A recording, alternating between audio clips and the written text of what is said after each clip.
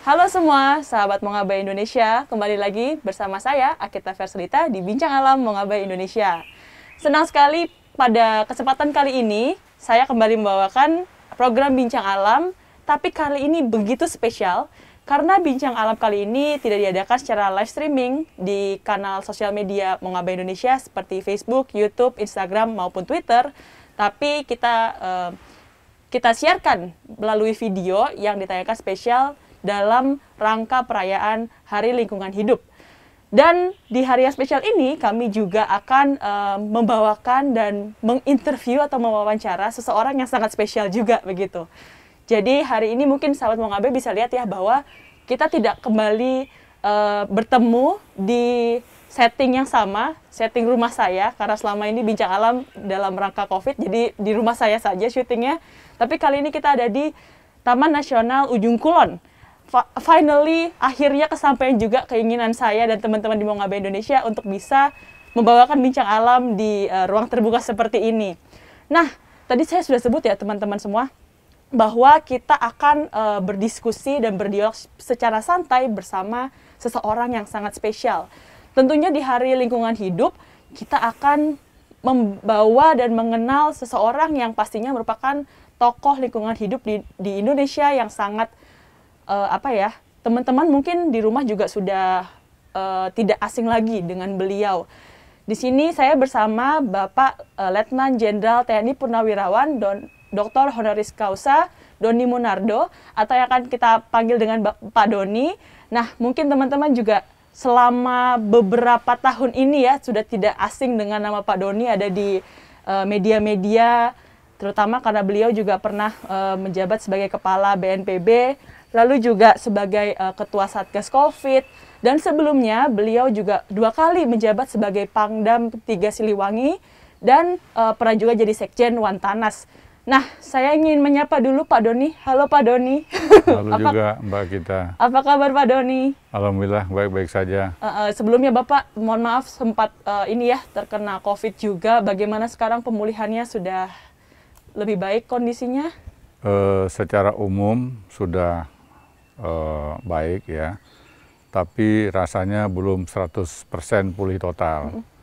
Ada beberapa kegiatan yang saya lakukan agak membuat saya tidak seperti performance sebelum kena COVID. Jadi setiap duduk agak lama, kemudian berdiri, saya tidak bisa langsung beraktivitas. Harus menunggu beberapa saat baru bisa melakukan aktivitas. Ya. Itu dia sahabat Mongabai, semoga kita juga sama-sama mendoakan kepulihan Pak Doni Monardo. Dan di kali ini kita akan bertanya-tanya nih Pak, mohon izin bertanya, dan tentang isu yang memang selama ini Bapak sering gaungkan, Bapak sering angkat, yaitu isu tentang tata kelola sumber daya alam dan juga lingkungan. Kira-kira kita akan adakan, dan teman-teman tadi saya juga sudah mengumpulkan nih Pak pertanyaan-pertanyaan dari sahabat Mongabai untuk ditanyakan ke Bapak. Bisa kita lanjut ya Pak ya? Baik. Nah, Bapak ini kan sudah sekian puluh tahun memimpin berbagai komandan teritori dan lain-lain. Sejak kapan sih Pak sebetulnya keinginan Bapak atau akhirnya keterbukaan Bapak tentang isu lingkungan, sampai akhirnya Bapak tuh bisa mengambil aksi nyata untuk isu-isu lingkungan di Indonesia Pak? Sejak kapan dan mengapa begitu? Ya, ini pertanyaannya kalau saya jawab satu persatu cukup panjang ya. Tapi mungkin saya awali saja, mulai kecil saya sudah diajari orang tua saya, terutama ibu saya, untuk aktif dalam menanam pohon. Dan juga setelah saya bertugas sebagai seorang prajurit Kopassus, saya dikenalkan oleh pelatih saya dengan berbagai jenis tanaman yang bisa membantu seorang prajurit untuk survival di tengah hutan. Artinya prajurit itu sangat erat hubungannya dengan lingkungan, terutama hutan. Dan kita Indonesia punya kawasan hutan yang paling luas. Kita juga menyadari bahwa perjuangan pergerakan kemerdekaan bangsa kita itu diraih melalui para gerilyawan. yang mana mereka sebagian hidup di tengah hutan. Oleh karenanya bagi seorang prajurit, hutan seperti rumah kedua. Kemudian saya juga merasakan manfaat dari apa yang telah saya dapatkan selama bertugas di Baret Merah, di Kopassus, bahwa lingkungan ini bisa membantu prajurit di teritorial. Kenapa demikian? Kita tahu isu tentang masalah yang berhubungan dengan sumber daya manusia. Bukan hanya masalah pendidikan, tetapi juga masalah makanan, minuman, dan udara. Dan sebagian lingkungan yang ada di Indonesia masih terpelihara.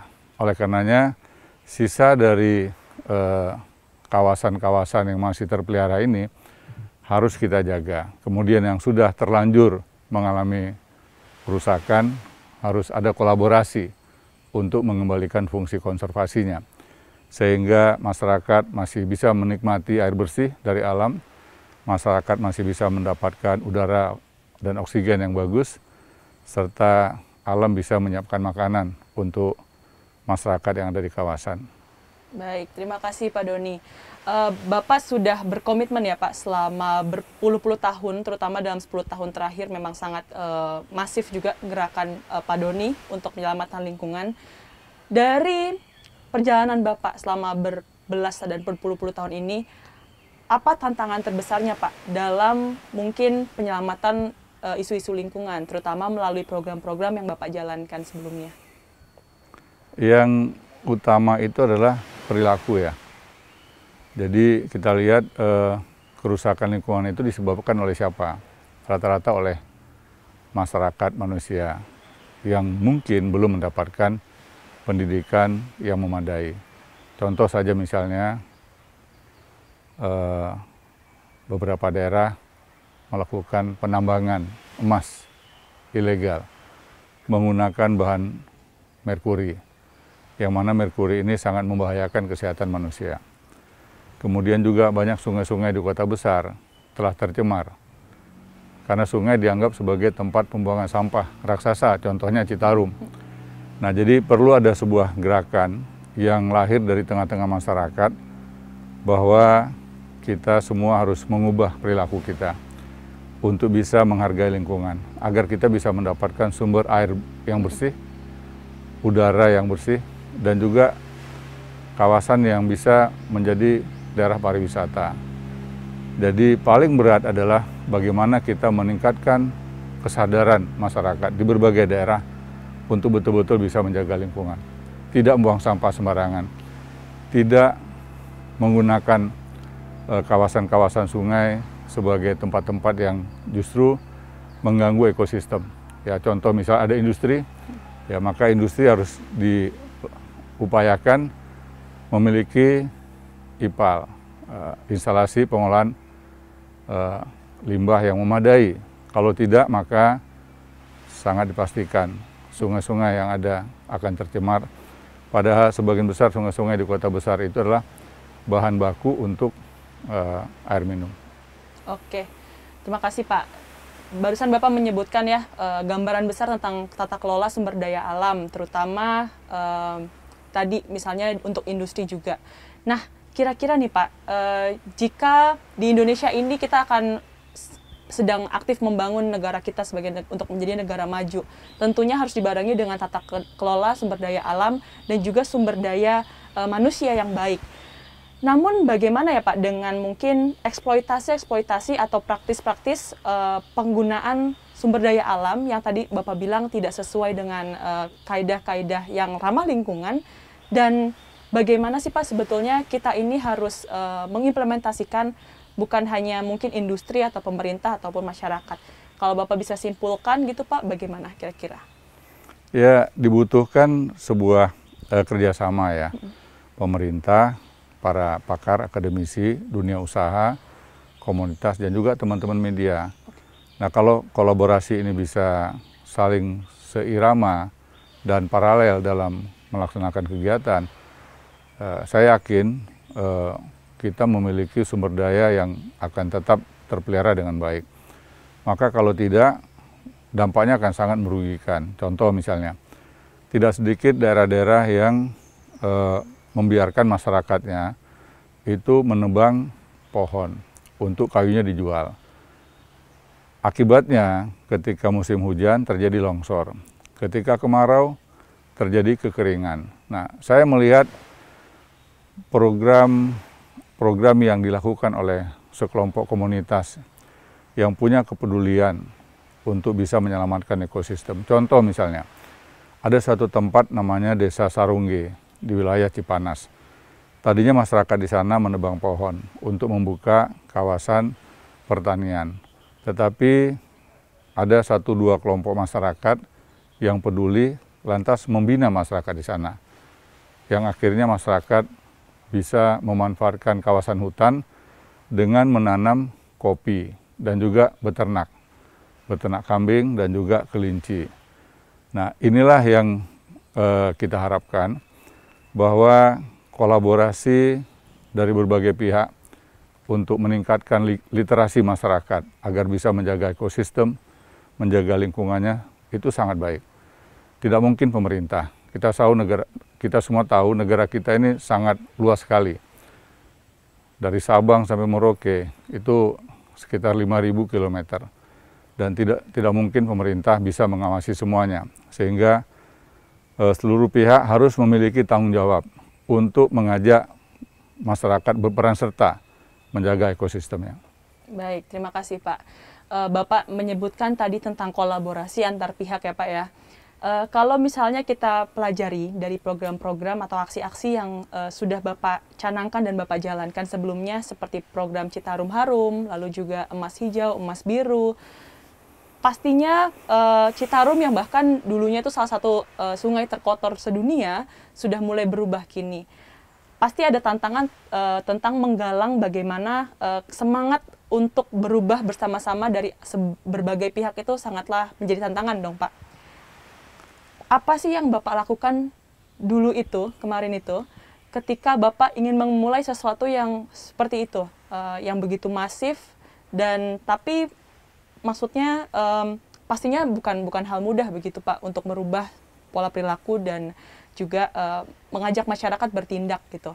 Bagaimana Pak tadi cara Bapak merangkul orang-orang untuk ayo kita kolaborasi bersama, menyamakan persamaan dan juga bergerak bersama. Itu bagaimana sih Pak tips and triknya? Ya, harus ada yang mempelopori ya, dan setiap daerah itu pasti memiliki, apakah itu sifatnya individu atau kelompok atau organisasi atau instansi. Dan ketika saya ditugaskan sebagai Panglima di wilayah Jawa Barat atau Pangdam 3 Siliwangi, saya melihat figur TNI di Jawa Barat itu adalah Maung Siliwangi. Seorang sosok prajurit TNI yang sangat dihargai oleh masyarakat sekitarnya. Dan peran mereka lah yang saya optimalkan untuk merangkul semua komponen. Baik itu tokoh agama, tokoh masyarakat, termasuk budayawan. Kemudian secara bertahap juga mendekati para pengusaha, terutama pengusaha tekstil, agar mereka juga punya kepedulian yang tinggi terhadap isu lingkungan. Dan saat saya menyampaikan kepada para perwira di jajaran Kodam Siliwangi, saya katakan bahwa salah satu kewajiban kita sebagai seorang prajurit adalah menjadi contoh dan mempelopori usaha-usaha untuk mengatasi kesulitan rakyat di sekitarnya. Nah, apa kesulitan rakyat? Salah satunya adalah masalah Sungai Citarum yang menjadi salah satu sungai terkotor di dunia. Nah, ketika hal itu saya sampaikan, mereka juga kaget. Ya, sebenarnya kerjasama pemerintah daerah dengan Kodam Siliwangi sudah ada, namun belum melibatkan lebih banyak pihak. Kemudian saya juga sampaikan bahwa prajurit Siliwangi ini adalah salah satu prajurit yang memiliki kemampuan teritorial yang paling baik di jajaran Angkatan Darat. Sangat disayangkan kalau potensi itu akhirnya kurang begitu dimanfaatkan. Nah, kemudian saya kombinasikan dengan berbagai strategi, yaitu pendekatan kepada masyarakat. Dan saya pernah membaca salah satu artikel yang yang ditulis oleh Lao Tse, ya, yang intinya adalah temuilah rakyatmu, hiduplah bersama mereka, mulailah dari apa yang mereka miliki. Dan ini rohnya hampir sama dengan pasukan Siliwangi yang begitu erat dengan masyarakat. Nah, setelah konsep ini saya sampaikan, kemudian juga saya mengundang begitu banyak pihak, ya, dari LSM, relawan lingkungan, pemerhati lingkungan dan sebagainya, di mana setiap hari kami mendengarkan masukan-masukan dari mereka, sampai akhirnya ada sebuah rumusan bagaimana kita menata Citarum ini dibagi menjadi 3 segmen. Segmen hulu, tengah, dan yang ada di hilir, di muara. Kemudian bagaimana kita bisa melibatkan lebih banyak pihak, sehingga semua orang merasa menjadi bagian dalam program penyelamatan Citarum. Nah, ketika semua orang diikutsertakan dalam program penyelamatan Citarum, alhamdulillah bagus, ya, baik, ya. Jadi intinya kalau sudah bicara lingkungan, maka tidak boleh 1 atau 2 lembaga saja yang berperan. Karena peran serta masyarakat dan semua komponen yang ada di tengah-tengah masyarakat itu sangat penting sekali. Nah, inilah yang akhirnya menjadi modal dasar bagi penyelamatan Citarum, di mana tentara bersama dengan Polri dan juga komunitas-komunitas peduli lingkungan, bersama juga dengan tokoh-tokoh agama, budayawan, dan juga tokoh masyarakat bekerja sama. Dan alhamdulillah program itu sampai sekarang masih berjalan dengan baik. Saya juga membaca beberapa artikel tentang kualitas air yang ada di Citarum sudah semakin baik. Padahal saat saya memulai merintis pertama sekali, tim survei yang saya tugaskan dari Kesdam 3 Siliwangi mendapatkan suatu fakta bahwa hampir semua ikan yang ditemukan itu mengandung logam berat. Antara lain adalah merkuri, timbal, kadmium. Kemudian juga kadar airnya itu mengandung bakteri, bakteri Salmonella, bakteri E. coli, bahkan bakteri Pseudomonas aeruginosa, yaitu bakteri yang ditimbulkan dari limbah rumah sakit. Nah, betapa mengkhawatirkan, ya, kondisi Citarum. Kemudian juga ya, kalau kita lihat foto-foto dari tahun 2017, ya, selama 2017, termasuk sejumlah aktivis lingkungan yang menyusuri Sungai Citarum.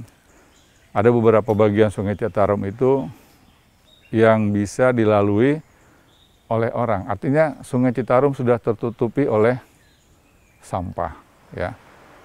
Alhamdulillah sekali lagi kerjasama pemerintah pusat dan kebetulan di sini dikoordinir oleh Bapak Menko Marves, Bapak Luhut Panjaitan, kemudian juga Gubernur Jawa Barat memberikan dorongan untuk program ini, termasuk dukungan dari pemerintah pusat lainnya, dari Kementerian Keuangan, dan juga Kementerian PUPR. Nah, kalau kolaborasi ini tetap dijaga dan dipelihara, dipertahankan, saya yakin, ya, arahan Presiden, Citarum dalam 7 tahun insya Allah bisa teratasi. Amin. Berarti saya ingin mewakili nih mungkin masyarakat Indonesia untuk berterima kasih kepada Bapak karena Bapak telah mempelopori sebuah gerakan yang luar biasa masifnya. Baik Pak, tadi mungkin setelah kita mendengarkan mungkin pengalaman Bapak memimpin program dan memelopori program-program dan aksi tersebut, menunjukkan salah satu environmental leadership gitu ya, atau kepemimpinan yang berbasis lingkungan. Nah, tapi nanti saya akan tanyakan ke Bapak, tapi saya ingin kembali Pak ke topik sebelumnya, yaitu tentang mungkin karena Bapak sejak 2019 sampai 2021 menjabat sebagai Kepala BNPB, saya ingin bertanya nih Pak, kira-kira kan di setiap sudut Indonesia ini sedang memang rawan bencana ya Pak ya, dan Bapak sering sekali tuh menyebutkan yang namanya konservasi berbasis vegetasi atau mitigasi bencana berbasis vegetasi. Boleh nggak Pak sedikit dijelaskan dan bagaimana sih Pak implementasinya di Indonesia sendiri serta peluangnya? Silakan Pak. Ya, mitigasi bencana berbasis vegetasi ini menurut saya adalah solusi yang paling mudah, paling murah. Ya. Kenapa demikian? Karena kalau kita mengandalkan infrastruktur untuk mengatasi hal-hal yang berhubungan dengan aspek kebencanaan, biayanya sangat mahal sekali. Ya, contoh misalnya kita harus membangun tanggul-tanggul penahan ombak menghadapi abrasi. Dan kita juga harus membangun seawall untuk menghadapi tsunami misalnya, seperti yang terjadi di Palu beberapa waktu yang lalu. Sudah ada program untuk membuat tanggul, di mana tanggul ini bisa melindungi masyarakat. Tapi kembali kepada sejarah yang selama ini sudah kita ketahui, data-data yang berhasil kita kumpulkan. Jepang sendiri pernah membangun sebuah seawall di di daerah Sendai, ya, daerah Sendai. Nah, belasan tahun mereka membangun dengan anggaran yang sangat besar, ya. Kalau tidak salah mencapai sekitar 120 triliun rupiah. Karena tempat itu dulu pernah terjadi gempa dan tsunami pada tahun 1900-an awal. Kemudian diresmikan tahun 2009, ya. 2 tahun setelah diresmikan terjadi gempa dan tsunami seperti peristiwa yang terjadi pada tahun 1900-an awal itu. Dampaknya seawall yang dibangun dengan nilai mencapai lebih dari 120 triliun itu tidak kuat menghadapi kekuatan alam. Jadi pecah, jebol, dan air yang masuk ke daratan itu sangat masif. Akibatnya menimbulkan korban dan kerugian yang luar biasa, yang mana masyarakat saat itu merasa sudah sangat yakin akan aman dari ancaman gempa dan tsunami. Jadi kesimpulannya, tidak ada satupun buatan manusia yang akan bisa menahan kekuatan alam. Nah, saya berpikir kita kan punya banyak jenis vegetasi, ya. Di sini saja kita lihat ini hutan yang luar biasa di Pulau Pecang, ya, ada pohon beringin yang tadi sempat kita saksikan dengan tinggi puluhan meter dan diameternya juga bisa mencapai puluhan meter, ya, jenis beringin, ya. Kemudian ada pohon nyamplung, di daerah Sumatera Barat juga disebut dengan pinago, yang akarnya juga sangat kuat, ya. Nah, jenis pohon ini bisa untuk menahan abrasi pantai, dan juga ketika ada gelombang yang lebih besar, tsunami, maka sudah terbukti di beberapa bagian di wilayah Selat Sunda ini mampu menahan tekanan air. Demikian juga jenis pohon keben atau ketapang laut. Jadi, nah, jenis vegetasi ini, ya, bisa untuk dimanfaatkan membantu menghindari abrasi pantai dan juga melindungi warga masyarakat ketika kelak terjadi tsunami. Makanya kawasan-kawasan yang pernah terjadi gempa dan tsunami harus kita bantu untuk menyiapkan jenis vegetasi yang cocok agar kelak di kemudian hari apabila peristiwa itu terulang kembali, maka masyarakat akan terlindungi, ya. Kemudian juga kita tahu setiap tahun kita pasti mengalami banjir bandang, tanah longsor. Nah, salah satu yang mengakibatkan tanah longsor dan banjir bandang adalah peralihan kawasan, ya, alih fungsi lahan. Yang tadinya hutan berubah menjadi perkebunan, terutama perkebunan jagung, ya. Akibatnya curah hujan yang tinggi mengakibatkan tanah longsor. Sehingga masyarakat yang ada di kawasan yang tadinya hidupnya sudah sejahtera dengan pertanian dari hasil panen jagung, itu hartanya bisa dalam waktu sekejap bisa hilang. Karena apa? Karena terjadi banjir bandang, dan itu terjadi di banyak daerah, ya. Kemudian juga alih fungsi lahan lainnya, ya, mengubah struktur bukit dengan kemiringan lebih dari 30 derajat dengan jenis tanaman yang tanaman semusim, maka dampaknya akarnya itu akan busuk. Ya, setelah 3, 4, 5 tahun, akarnya pasti busuk. Yang membuat ketika hujan turun, tanahnya menjadi gembur. Nah, kemiringan 30 derajat, tanahnya akhirnya gembur karena ada akar yang busuk, membuat tanah ini dengan mudah akan longsor. Padahal di bawah terdapat cukup banyak pemukiman. Jadi saya pikir kalau ini kita biarkan terus, maka setiap tahun pemerintah harus mengeluarkan biaya yang sangat besar. Ya. Setiap terjadi banjir bandang, tanah longsor, bukan hanya kerugian jiwa, tetapi juga dampak kepada kerugian ekonomi. Nah, perlu ada literasi, perlu ada semangat, perlu ada sebuah upaya yang masif, mengingatkan kepada semua pihak untuk betul-betul memperhatikan masalah lingkungan. Kalau tidak, setiap tahun korban pasti akan berjatuhan. Dan selama saya menjadi kepala BNPB, ya tidak sedikit permintaan dari daerah, ya mengusulkan program rehabilitasi dan rekonstruksi untuk kawasan-kawasan yang terdampak tersebut.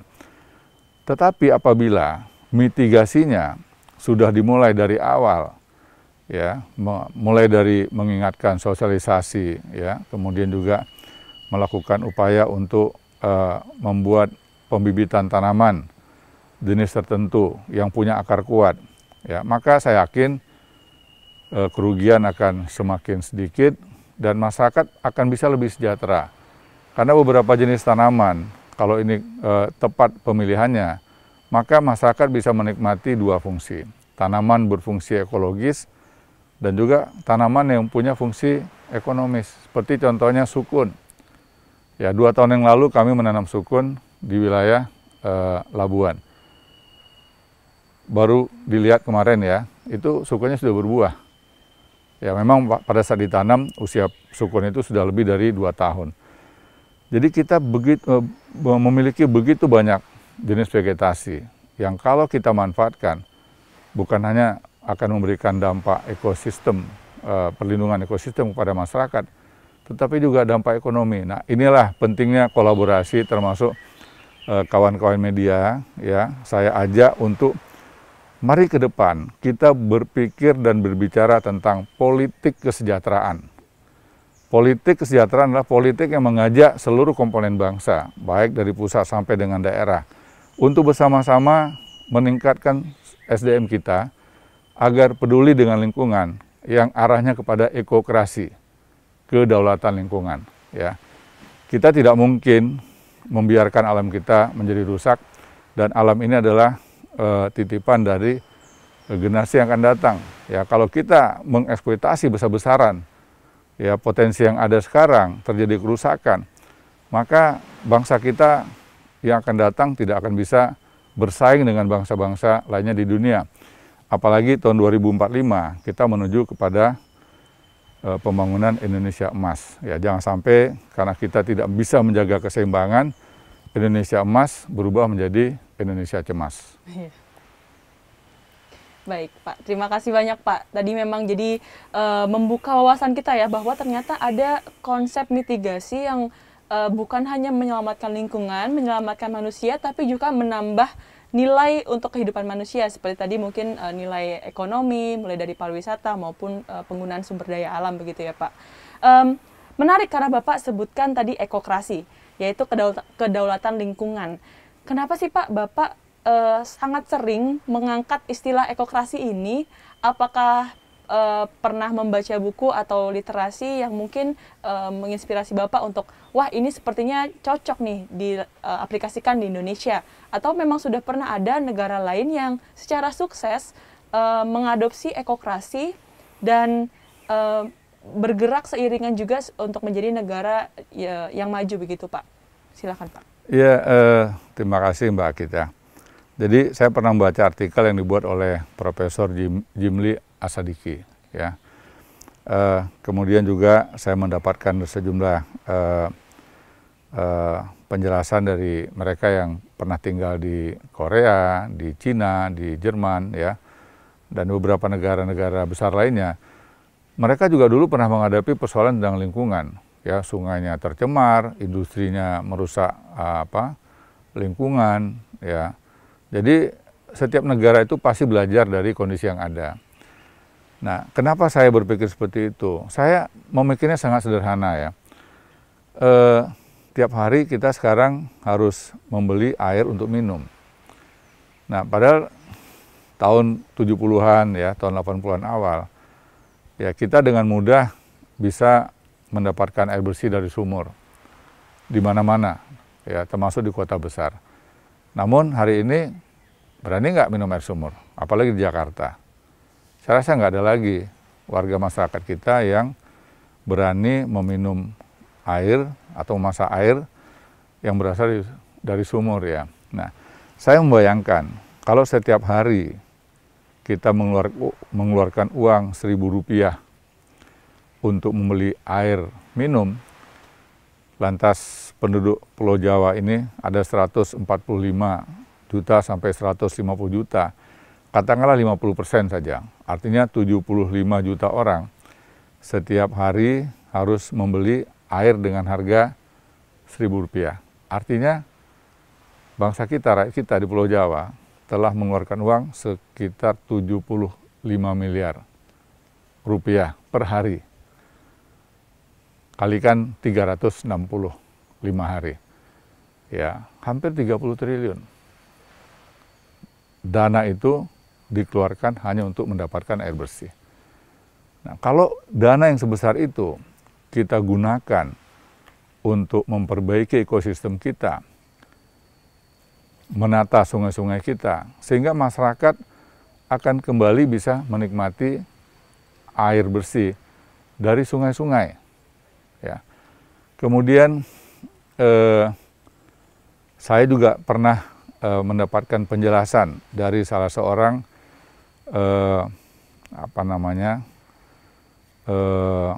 ahli berkebangsaan Jerman. Ya. Ketika saya tugas di Bali tahun 2000 atau 1999 ya.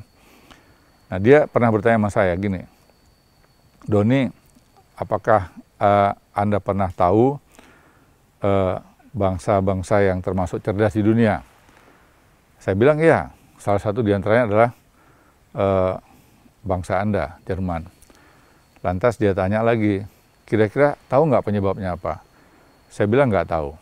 Dia bilang karena warga Jerman itu mengkonsumsi air bersih. Nah, waktu itu pemerintah Jerman memberikan bantuan air bersih kepada pemerintah Kabupaten Buleleng kalau nggak salah saya ya. Nah, di situ saya berkesimpulan bahwa kalau kita ingin mendidik bangsa kita, SDM-nya menjadi lebih baik, ya, lebih sehat, lebih berkualitas, maka semua sumber-sumber air yang dinikmati masyarakat harus adalah sumber-sumber air yang bagus. Kenyataannya, sekarang ini yang saya katakan tadi, nyaris tidak ada lagi daerah yang bisa mendapatkan air bersih dengan kualitas premium. Bahkan ketika saya bertugas sebagai Sekretaris Jenderal Wantanas tahun 2018 yang lalu, saya mengundang PDAM, Perusahaan Daerah Air Minum, ya, DKI termasuk Palija. Saya tanya, sumber airnya dari mana? Mereka katakan dari Citarum. Nah, saya mantan Panglima Kodam di Siliwangi. Nah, kemudian saya tanya, apakah sumber air yang Anda dapatkan dari Citarum itu bisa digunakan untuk air minum? Saya tanya, bisa atau tidak digunakan untuk air minum? Sumber air yang didapat dari Citarum. Kan ada Kalimalang ya. Nah, mereka mengatakan kita gunakan untuk air bersih. Saya ulangi lagi pertanyaan saya bilang, apakah air yang dihasilkan ini bisa untuk diminum? Dia tidak menjawab iya atau tidak. Dia kembali menjawab bahwa kami gunakan untuk air bersih. Air ini adalah air bersih. Artinya apa? Air itu sudah tidak layak lagi untuk dikonsumsi sebagai air minum. Ya, saya sempat bercanda, mohon maaf, saya katakan kepada mereka, saya tidak menyinggung, tetapi PDAM boleh nggak saya ganti namanya menjadi bukan lagi perusahaan daerah air minum, tetapi perusahaan daerah air mandi. Karena airnya tidak layak lagi dikonsumsi untuk masyarakat. Nah, kita telah kehilangan begitu banyak sumber daya, terutama air, ketika kita tidak memperhatikan hal-hal yang berhubungan dengan penyelamatan ekosistem. Nah, mengembalikan fungsi konservasi ini butuh waktu bertahun-tahun. Walaupun Bapak Presiden telah menegaskan 7 tahun pemulihan Citarum, rasanya akan sangat sulit karena kalau kita lihat sampai hari ini, kawasan hulunya itu masih belum banyak perubahan. Ya. Jadi tutupan lahan masih banyak yang terkupas, terbuka. Karena dulu tahun 80-an ya, 85, 86, itu adalah tempat kami berlatih di sana. Masih hutan dan kami masih bisa mendapatkan air bersih dari alam. Sekarang nyaris sudah tidak mungkin lagi kita mendapatkan air dari alam. Kenapa? Karena perkebunan di situ, ya pertanian sudah menggunakan pupuk pestisida, pupuk kimia, menggunakan pestisida. Ya, kita bisa bayangkan kalau kita menggunakan air yang ada di situ untuk konsumsi, sangat membahayakan kesehatan.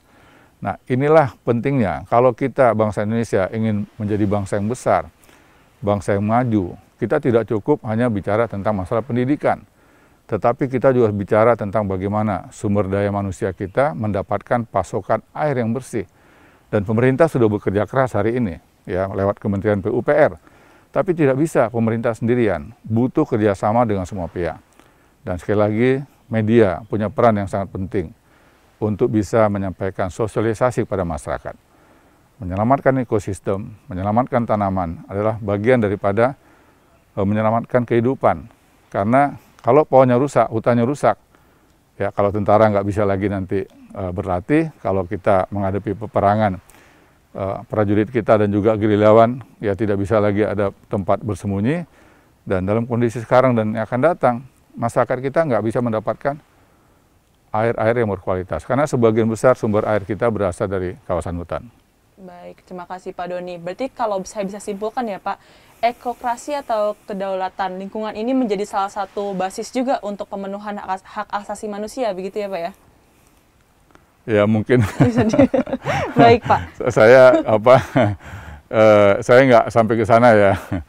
Jadi ya silakan mungkin kalau ada pendapat seperti itu. Karena saat saya ditemui oleh sejumlah pakar-pakar hukum saat saya jadi Panglima Kodam di Siliwangi, bicara tentang hak asasi manusia juga, lantas saya mengalihkan pertanyaan. Kalau ada hutan yang rusak, kemudian sungai yang tercemar, berarti kan hak asasi sungai, hak asasi hutan. Kira-kira siapa yang ngurus ya? Betul. Baik, terima kasih banyak Pak Doni.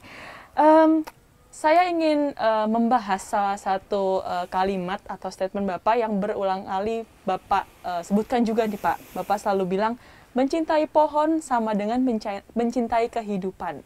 Nah, tadi Bapak sudah menyebutkan juga bagaimana masyarakat ini bisa hidup layak jika lingkungannya juga layak ya Pak. Bisa dijelaskan tuh Pak, kenapa sih Pak mencintai pohon sama dengan mencintai kehidupan? Silakan Pak. Ya, ini juga pertanyaan yang cukup menarik ya, dan penjelasannya juga cukup panjang kalau mau dikupas sampai dengan detail ya. Hanya mungkin saya memberikan sedikit ilustrasi. Pada saat peristiwa gempa dan tsunami di Aceh, ya, 26 Desember 2004, kebetulan saya ada di sana. Banyak warga masyarakat yang selamat karena ada pohon. Ya. Ya, mereka yang selamat di tengah kota, yaitu di Belang Padang, yang saya dengar dari beberapa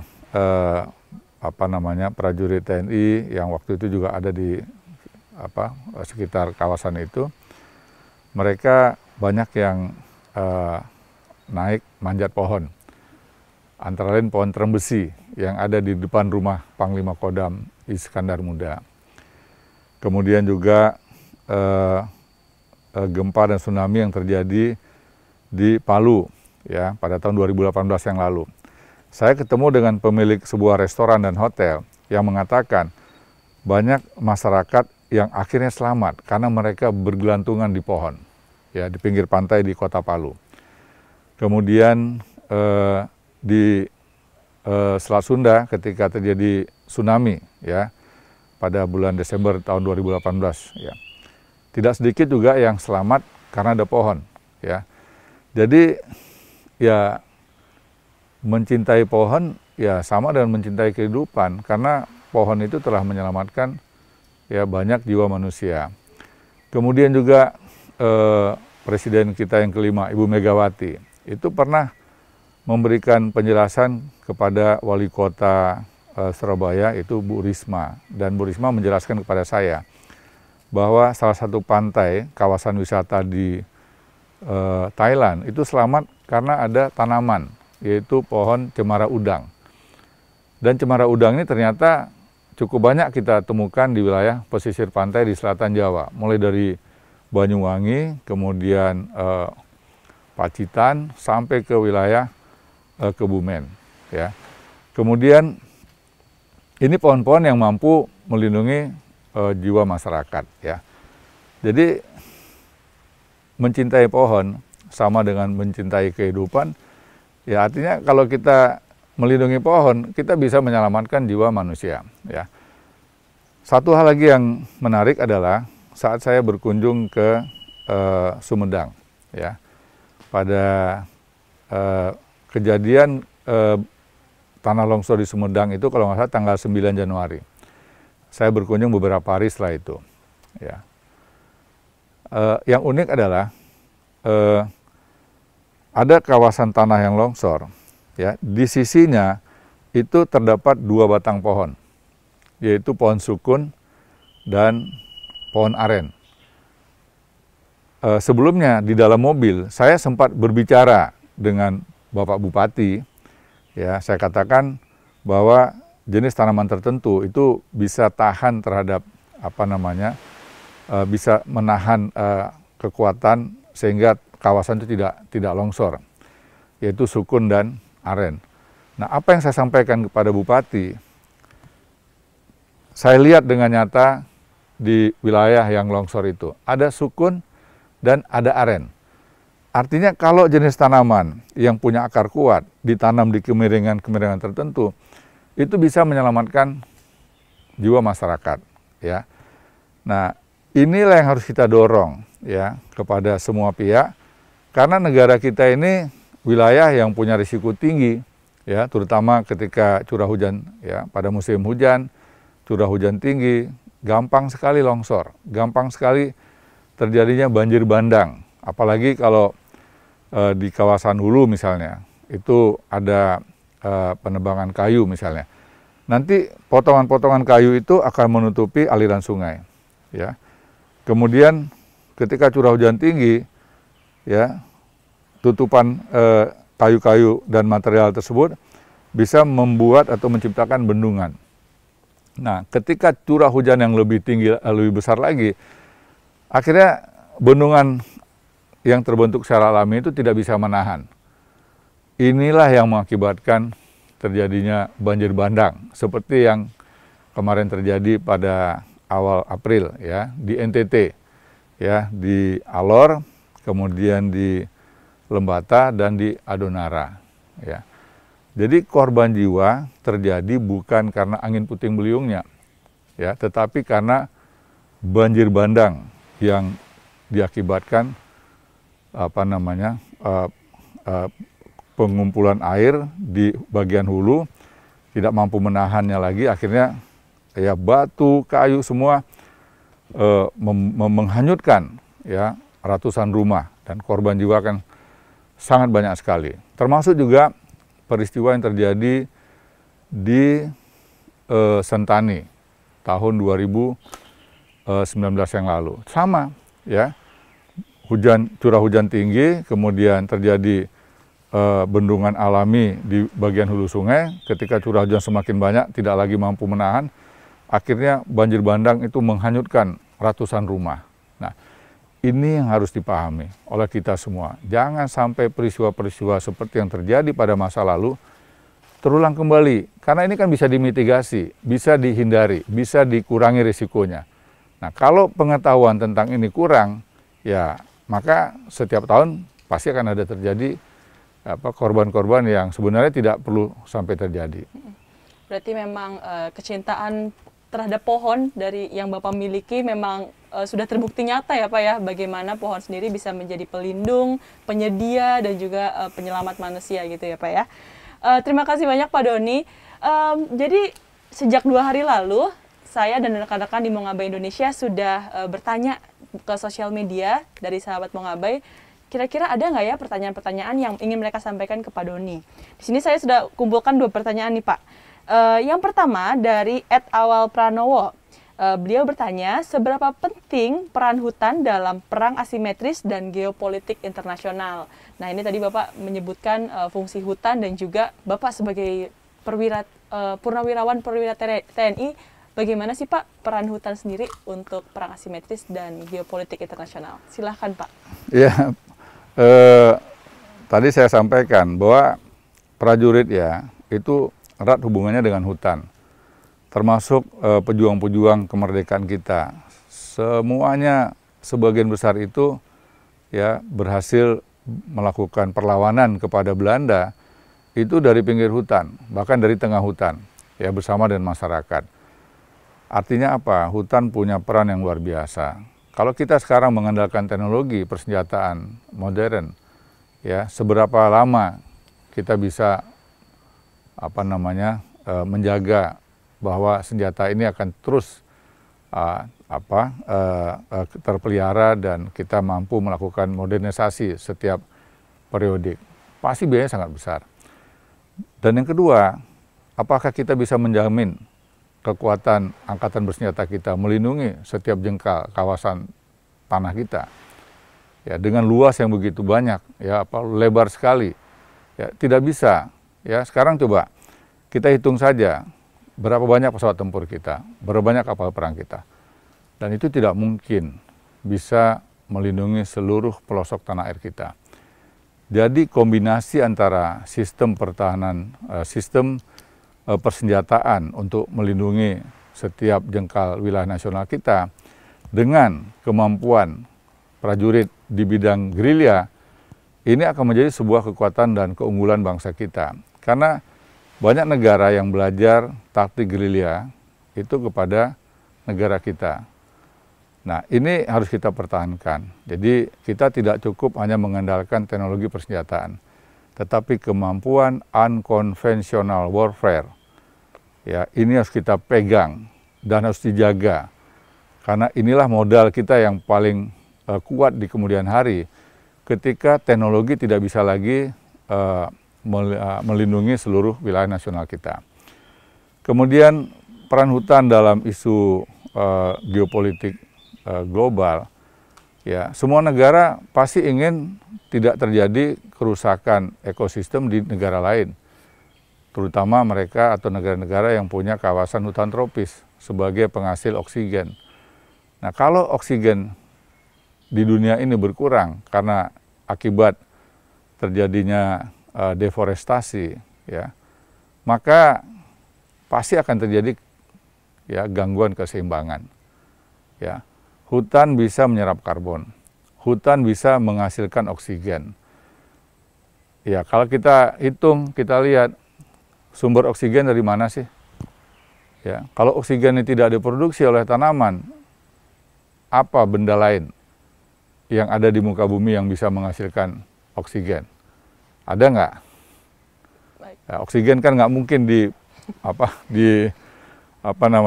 diproduksi ya oleh manusia. Belum ada ya. Oksigen dihasilkan oleh tanaman lewat proses fotosintesis. Ya, termasuk juga mungkin sebagian jenis karang atau koral tertentu yang juga bisa menghasilkan oksigen dari laut misalnya. Jadi ini yang harus kita jaga, kawasan hutan kita untuk tetap terpelihara, dan siapa tahu ya ke depan setiap kawasan-kawasan yang masih terpelihara ini bisa mendapatkan karbon kredit. Ya, memang sudah ada program-program kita dengar, tapi nyatanya kan belum semuanya bisa menikmati. Jadi ke depan ya kawasan-kawasan hutan mungkin bisa menghasilkan keuntungan ekonomi buat masyarakat yang menjaga hutannya. Ya, bisa dihitung nanti berapa kemampuan kawasan itu menghasilkan oksigen dan juga kemampuan menyerap karbon. Jadi ini penting sekali, pengetahuan tentang lingkungan, pengetahuan tentang tanaman harus bisa menjadi bagian yang tidak terpisahkan dalam kehidupan bangsa kita, bukan hanya militer, ya, tetapi seluruh masyarakat. Ya, agar kita paham bahwa dengan menyelamatkan lingkungan, dengan memelihara jenis vegetasi tertentu, kita bukan hanya bisa menyelamatkan ekosistem, tetapi kita juga bisa meningkatkan ekonomi masyarakat. Ya, jenis pohon-pohon tertentu yang bisa dipanen untuk kayunya ya dalam periode 5, 6, 7 tahun ya itu akan mampu mengangkat ekonomi masyarakat ya. Ya, mungkin kalau tidak salah saya beberapa negara Skandinavia itu bisa terangkat ekonominya karena penguasaan hutan ya, masyarakat diberikan pengelolaan hutan, di mana hutan yang jenis pohon yang ditanam adalah jenis pohon yang punya nilai ekonomi untuk furniture dan juga untuk produk-produk kayu yang punya nilai ekonomi tinggi. Baik, terima kasih Bapak karena sudah menjawab pertanyaan salah satu sahabat Mongabai. Lalu ada pertanyaan kedua nih Pak dari sahabat Mongabai juga dari @siti Maulid. Pertanyaannya, bagaimana cara menanggulangi ketidakseimbangan rantai makanan? Karena tadi Bapak sudah banyak bahas tentang tata kelola sumber daya alam nih Pak. Kalau untuk tata keseimbangan rantai makanan bagaimana Pak? Kalau ini saya sulit untuk menjawab ya. Jadi terima kasih atas pertanyaannya. Saya minta maaf karena bukan bidang saya ya. Jadi mungkin saya nggak bisa jawab. Jadi tata kelola tentang rantai makanan ya mungkin bisa dijawab oleh orang yang memang pakarnya. Nanti saya takut keliru ya. Baik, terima kasih Bapak. Terima kasih sekali. Baik, nah pertanyaan terakhir dari kami nih Pak.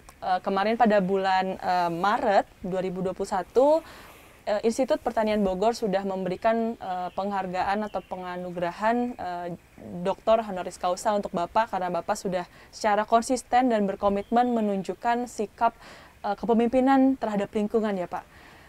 Kemarin tanggal 1 Juni, mohon maaf jika saya salah, Bapak sudah purna bakti dari BNPB juga. So what's next Pak? Apa selanjutnya yang akan Bapak lakukan untuk memperjuangkan yang selama ini Bapak lakukan untuk lingkungan? Ya, pengabdian kepada bangsa negara itu tidak mengenal batas ruang dan waktu. Jadi setelah saya mengakhiri tugas sebagai Kepala BNPB dan juga sebagai Ketua Satgas Penanganan COVID Nasional, ya tentunya saya ya secara fisik mungkin saya istirahat ya, istirahat dari aktivitas di pemerintahan, tetapi bukan berarti istirahat itu total. Ya, saya tetap akan membantu pemerintah. Ya, saya tahu persis bagaimana Pak Presiden Jokowi punya komitmen yang tinggi untuk masalah lingkungan, termasuk juga baru beberapa hari yang lalu kita dengar pemerintah punya konsep untuk green energy, ya, energi baru yang terbarukan, dan mungkin di situ saya juga akan bisa membantu. Ya, kemudian juga ya di luar itu saya mendirikan yayasan bersama dengan teman-teman, ya, yaitu Yayasan Kita Jaga Alam. Nah, dari yayasan ini nanti kami mencoba untuk melakukan berbagai langkah-langkah sosialisasi, meningkatkan literasi kepada masyarakat yang berhubungan dengan kebencanaan dan juga isu lingkungan, serta mengajak masyarakat untuk menanam jenis vegetasi tertentu yang punya dua fungsi, fungsi ekologis dan juga fungsi ekonomis, ya, sehingga kedua hal ini bisa paralel berjalan. Baik, terima kasih Pak Doni. Semoga Pak Doni diberikan kesehatan juga. Semoga yayasan barunya juga bisa berjalan dan terus beraksi secara luar biasa di Indonesia.